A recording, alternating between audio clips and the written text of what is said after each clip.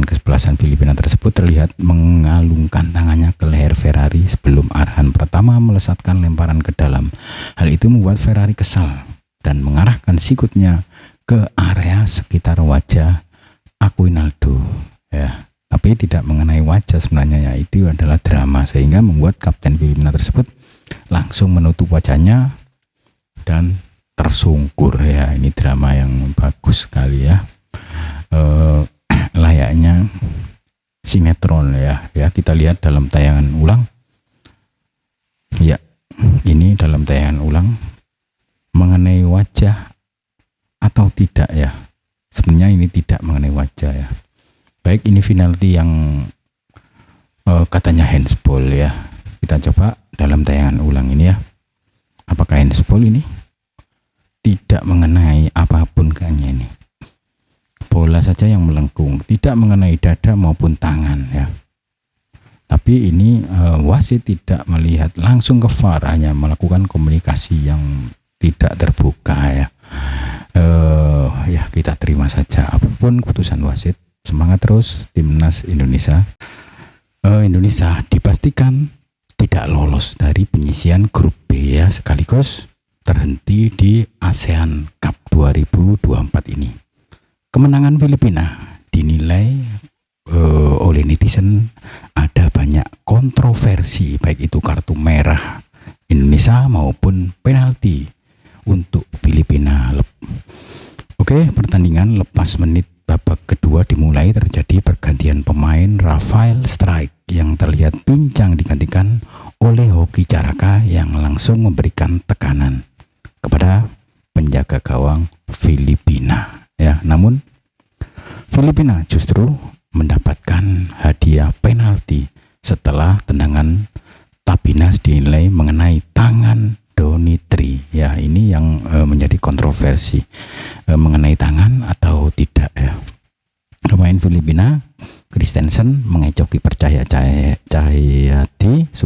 Supriyati maksudnya untuk membobol gawang Indonesia, dan Indonesia pun tertinggal dengan skor 0-1, ya. Sebelumnya pada babak pertama Indonesia ditahan imbang tanpa gol kontra Filipina. Skuad Garuda lebih sering memberikan ancaman, ya, meski bermain dengan 10 orang sejak menit ke-42 karena Muhammad Ferrari diganjar kartu merah, ya. Ini juga menjadi kontroversi, ya, karena kata wasit menyikut pemain belakang Filipina Amani Aquinaldo, yang juga ini kontroversi karena tidak menyikut wajah kalau kita lihat di tayangan ulang, ya. Tetapi beberapa upaya yang mereka lakukan belum membuahkan hasil untuk protes, ya. Filipina di sisi lain dapat mendominasi penguasaan bola, namun beberapa serangan yang mereka lancarkan masih belum bisa membongkar lini pertahanan Indonesia. Meskipun bermain dengan 10 orang, ya, timnas Indonesia masih mampu kembali menciptakan beberapa peluang lewat tendangan Arhan Fikri, namun masih melambung dari gawang Filipina. Pada waktu yang tersisa, Filipina lebih sering memberikan ancaman ke lini pertahanan timnas Indonesia, namun hingga babak pertama selesai skor imbang, ya, 0-0 tetap bertahan. Pelajaran berharga Ketua Umum PSSI Erick Thohir akan melakukan evaluasi atas terhentinya timnas Indonesia Timnas Indonesia melangkah ke babak semifinal di ASEAN Cup. Mantan Presiden Inter Milan tersebut menilai kegagalan ini harus menjadi pelajaran berharga sebagai pelatih Sintayong dalam menangani tim yang mayoritas berusia di bawah 22 tahun. Kalau ditanya, saya maunya menang lawan Myanmar, menang lawan Laos, dan menang lawan Filipina. Kalau ada kalah lawan Vietnam, ya wajar. Timnya kita ada tim muda. Kalau nanti kita sudah berikan terbaik hingga semifinal, lalu kalah tidak apa-apa. Tapi kita sudah berjuang berikan yang terbaik, kata Erick Thohir dalam keterangannya kemarin, ya. Kan sejak awal saya sudah bilang di AFF ini kita targetnya berikan yang terbaik. Kalau bicara berikan yang terbaik harusnya dengan pelatih dan pemain yang saat ini kita seharusnya bisa minimal lolos ke semifinal Piala AFF. Jadi di sisi lain tentu PSSI akan lakukan evaluasi, kata Erick Thohir. Ia menegaskan bahwa komposisi pemain yang berada di skuad tim Garuda yang mayoritas berusia 22 tahun ini memang sebenarnya diproyeksikan untuk bersaing di SEA Games tahun 2025 ya. Tapi dengan kegagalan Indonesia melaju ke semifinal Asian Cup kali ini menjadi catatan penting. Mengingat di ajang SEA Games ya, nantinya persaingan dari negara-negara se-Asia Tenggara juga menunjukkan kekuatan yang sama seperti kompetisi ini ya. Timnas ini sebenarnya diproyeksikan ke SEA Games tahun 2025 sekaligus untuk mempertahankan medali emas.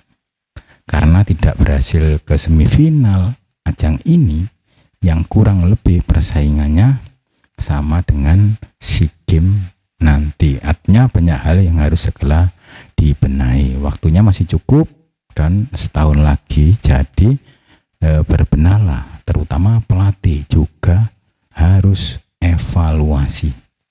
Kemenangan pun tak berpihak pada Indonesia dalam pertandingan yang digelar di Stadion Manahan Solo kemarin ya, di Jawa Tengah.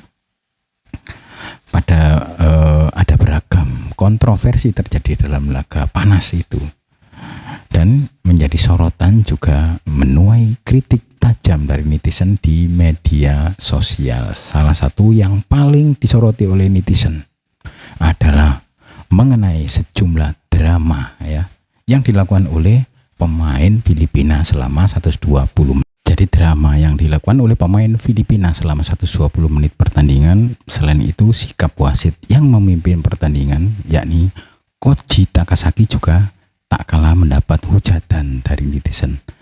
Ada beberapa dosa yang dilakukan wasit asal Jepang tersebut, apalagi laga Indonesia versus Filipina juga menjadi debutnya untuk memimpin laga internasional pada wasit tersebut ya. Keputusan Takashi untuk memberi kartu merah kepada Muhammad Ferrari pada menit ke-22 sukses mengguncang skuad Garuda. Bagaimana tidak, keputusannya itu membuat Indonesia harus bermain dengan 10 orang pemain.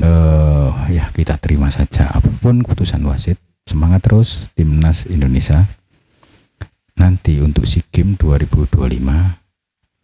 Mudah-mudahan pemain-pemain Indonesia, pemain-pemain muda sukses nanti di SEA Games tahun 2025. Salam